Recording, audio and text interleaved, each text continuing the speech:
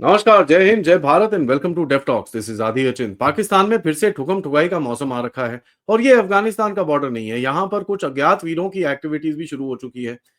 पिछले 1 डेढ़ महीने के अंदर ऐसा दिखने को मिल रहा है कि भाई कुछ लोग तो या तो हार्ट अटैक से गायब हो जाते हैं या कोई ठोक ठाक के गायब हो जाता है।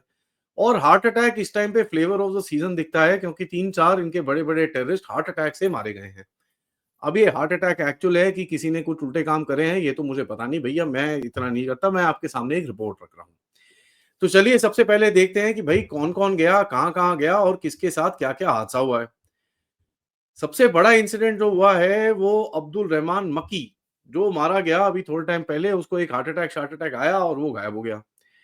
गायब ऐसा हुआ कि इसका जब नमाज़-ए-जनाज़ा पढ़ा गया उसमें लश्कर-ए-तैयबा और बड़े-बड़े टेररिस्ट के वहाँ पर सारे आके उन्होंने बड़ा अफ़सोस मनाया। अब जब मैंने वो फ़ोटो और वीडियो देखी, मैंने बोला यार इंडियन एयरफ़ोर्स, इंडियन आर्मी, कोई रॉकेट-शॉकेट फायर करो यार, कोई इधर ब्रह्मोस-वह्मोस डालो, इतने सारे टेररिस्ट एक साथ कहाँ मिलेंगे दोबारा आपको। बट चलिए कोई बात नहीं।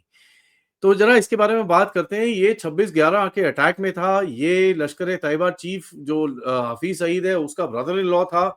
इसने काफ़ी और भी अटैक्स करे हैं, जिसके बारे में भी मैं आपको बताता हूँ। इसने सबसे पहले अगर ये जो लाइमलाइट में आया था 2000 के अंदर दिसंबर 22 तारीख को जो रेड फोर्ट में अटैक हुआ, उसके अंदर इन्वॉल्व था। 1 जनवरी 2008 में सीआरपीएफ का एक कैंप जहाँ रामपुर के अंदर, उसमें इन्वॉल्व था। 26/11 मुंबई अटैक के अंदर इन्वॉल्व था। सीआरपीएफ कैंप फरवरी 2018 श्रीनगर में इन्वॉल्व था।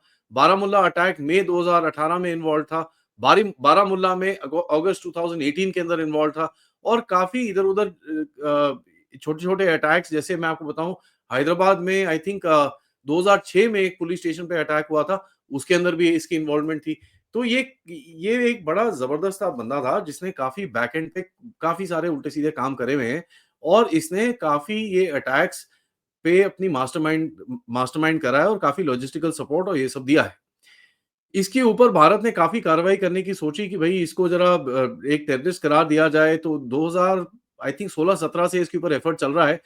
खैर 2023 के अंदर फाइनली यूनाइटेड नेशंस ने इसको एक ग्लोबल टेररिस्ट करार दिया गया।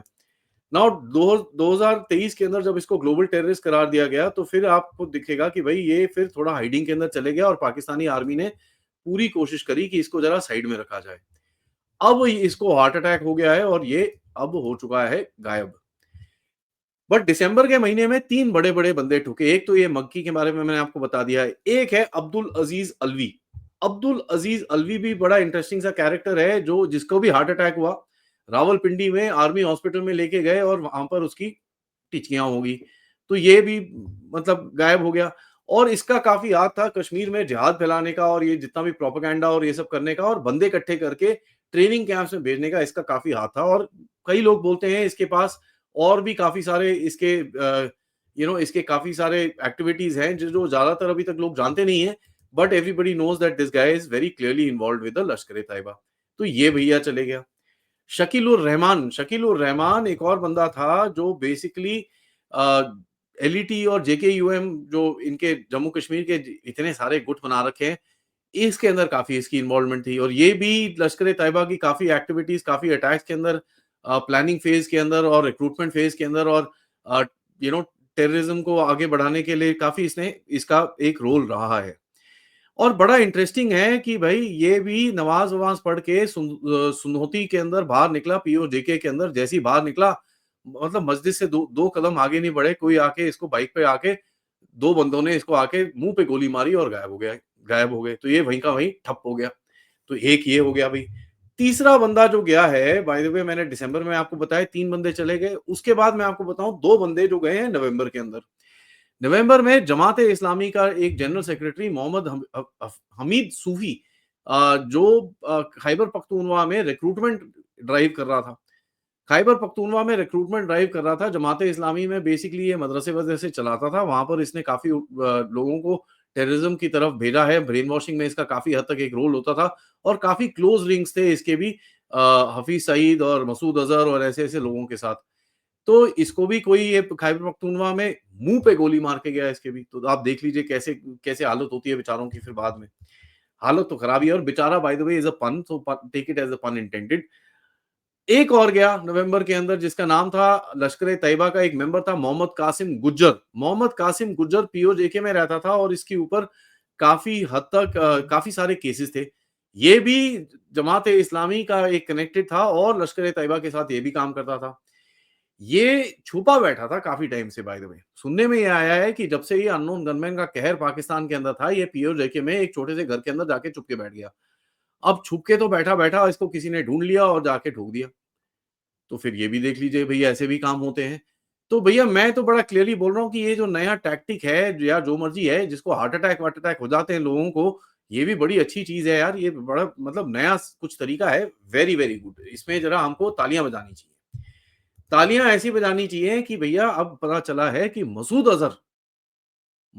अज़हर जो फाउंडर है टेररिस्ट ग्रुप जैश-ए-मोहम्मद का, उसको भी एक हार्ट अटैक हो रखा है। ये गया था अफ़गानिस्तान कुछ काम करने के लिए, कुछ मिलने के लिए, मेरे ख़्याल से कुछ रिक्रूटमेंट करने के लिए, लेकिन वहाँ से वापस आते-आते इसको हार्ट अटैक हो गया और फटाफट फिर पाकिस्तानी आर्मी ने इसको उठा के फटाफट लेके आए कि भैया ये ठुक-ठाक गया तो बड़ा पंगा हो जाएगा, नाक कट जाएगी। मसूद अज़हर तो बड़ा एक सीनियर बंदा है, तो इसको भी हार्ट अटैक हो रखा है। तो अगर आप देखें भई 2-3 को तो हार्ट अटैक ही हो जाता है। अब ये कुछ नया ही तरीका है, कुछ नया ही कुछ सिस्टम है, मुझे समझ में नहीं आ रहा, बट कुछ तो गड़बड़ चल रही है और ये गड़बड़ अच्छी है। इसके ऊपर मैं बिल्कुल भी मतलब बिल्कुल भी मैं इससे इससे दूर नहीं हटूँगा। मैं तो भैया बड़ा क्लियरली बोलूँगा और लोगों को हार्ट अटैक बड़ी जल्दी-जल्दी होना चाहिए। अब देखिए यार पाकिस्तान में ऐसा है, इतने सारे टेररिस्ट घूम रहे हैं और इतने सारे टेररिस्ट जब घूमते हैं तो फिर ऑब्वियसली इतने सारे टारगेट भी मिल जाते हैं। बट सैडली अभी तक एक खोतेस्तानी वहाँ पर जितने घूम रहे हैं उनके ऊपर कुछ अटैक नहीं हुआ। तो यहाँ पर मैं जो भी ये कर रहा है मुझे नहीं पता अफ़गानिस्तान से कर रहा है, पाकिस्तान से कर रहा है, भारत से कर रहा है, ईरान से कर रहा है, जो मर्ज़ी कर रहा है।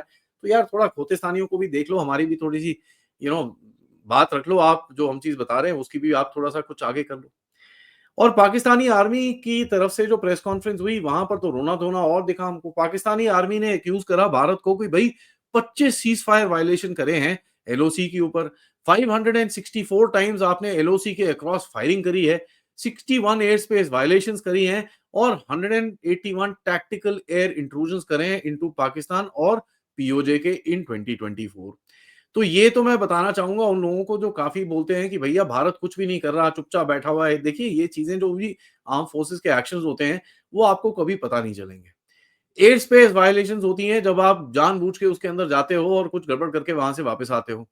टैक्टिकल एयर इंट्रूजन्स को कहते हैं कि जब आप जाके उनको हैरेस करके वापस आते हो। हैरेस मतलब आपके 4-6 जहाज उड़े, उनके रेडार के अंदर उन्होंने देखा कि भई 4-6 जहाज आ रहे हैं, उनको लगता है भैया दोबारा बालाकोट होने वाला है, वो पूरी तरह से एक्टिवेट हो जाते हैं। आप बस जाके बॉर्डर के आस-पास जस्ट बॉर्डर के ऊपर टर्न करके वापस आ जाते हो। तो उनको पूरा अपना एक सिस्टम-विस्टम सब कुछ रेडी करना पड़ता है, सारे जहाज उड़ाने पड़ते हैं, सब कुछ करना पड़ता है और एक भिखमंगी आर्मी जिसके पास फ्यूल के पैसे नहीं है आज और अभी तो अफ़गानिस्तान से पता नहीं कैसे लड़ रहा है, कौन किस किस टैंक में क्या भर के लड़ रहे हैं, वो तो मुझे पता नहीं, लेकिन इनके पास कुछ पैसे-वैसे हैं नहीं और ये मैं नहीं बोल रहा, ये तो जनरल कमर जावेद बाजवा के अपने वर्ड्स हैं कि भैया हमारे पास जहाज़ों के लिए फ्यूल नहीं है, टैंकों में हमारी जंग लगी हुई है, तो हम लड़ेंगे तो लड़ेंगे कैसे? अब ठीक है यार, अफ़गानिस्तान तालिबान के साथ आप लड़ रहे हो, ठीक है, कितना टाइम लड़ोगे और उसमें भी मतलब अफ़गानिस्तान तालिबान आपका पिछवाड़ा तोड़ के आपके हाथ में दे रहा है, तो ये चीज़ भी इन लोगों को समझ में आनी चाहिए। तो ये टैक्टिकल एयर इंट्रूजन्स भी हैं, एयर स्पेस वायलेशंस भी हैं, सीज़ फायर वायलेशंस भी हैं और स्पेक्युलेटिव फायरिंग की भी बात पाकिस्तानी आर्मी ने ये प्रेस कॉन्फ्रेंस में करी है। और मैं तो भैया बोलता हूँ पाकिस्तानी झूठ थोड़ी बोलते हैं, मैं इसको पूरी तरह से फेस वैल्यू पे लूँगा कि भैया भारत इस टाइम पे पाकिस्तान को बहुत तंग कर रहा है, बहुत गलत बात है, ये चीज़ बिल्कुल नहीं होनी चाहिए। तो चलिए इस इसी बात पे इस शो को यहीं पे खत्म करते हैं। मेरे को ज़रा अपडेट करना था कि भाई अननोन गनमैन सो नहीं गए, छुट्टी पे नहीं गए, वो थोड़ा टाइम के लिए आई थिंक इलेक्शन के बाद थोड़ा टाइम के लिए ब्रेक में चले गए थे। लेकिन यहाँ पर मैं एक छोटा और रिक्वेस्ट करूँगा यार, एक और देश है जो छोटा पाकिस्तान बन रहा है, उस तरफ भी थोड़ी नज़र डालिए, वहाँ पर भी कोई ठुकम-ठुकाई हो तो हमको भी ज़रा थोड़ा अच्छा लगे। बट इसके ऊपर हम नज़र बना के रखेंगे, कोई और ठुकेगा तो आपको ज़रूर बताएँगे। बट तब तक इस वीडियो को लाइक करिए, सब्सक्राइब करिए चैनल को अगर आपने नहीं करा है। Most importantly share this with your friends and families. आप लोग इस चैनल की तरफ कंट्रीब्यूट भी कर सकते हैं यूजिंग द क्यूआर कोड या फिर पेपैल या फिर सुपर स्टिकर, सुपर चैट्स। तब तक जय हिंद, जय भारत।